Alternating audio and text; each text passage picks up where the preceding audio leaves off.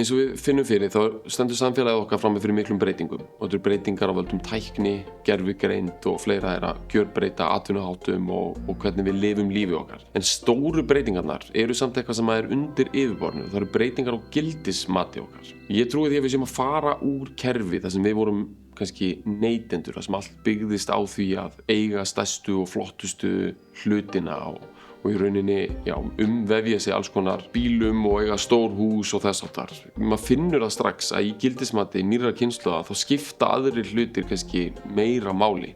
Ég trúi því að það að eiga framtíð og drauma og geta skipulagt hana og hafa líka kannski ráðrúm til þess að vera ekki alltaf bundin í klafa vinnu eða viðbragðs við einhverjum öðrum kerfum séu mestu verðmæti sem maður getur átt í framtíðinni. Þetta held ég lykillinn að því þegar kemur að því að reyna að skilja af hverju fólk ætti að hafa áhuga á fjárfestingum og hugsa sparnað til lengri tíma.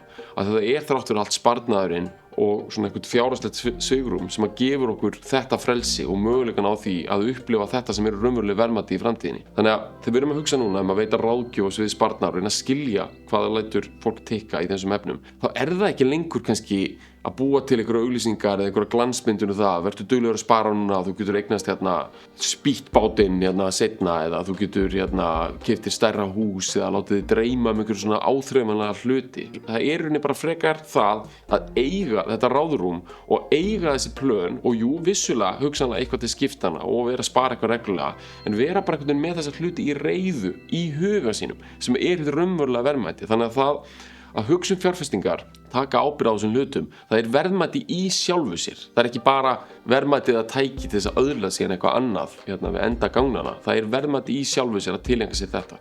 Þetta höfum við í huga við þróun á fyrirtæki okkar og því sem við höfum fram að færa.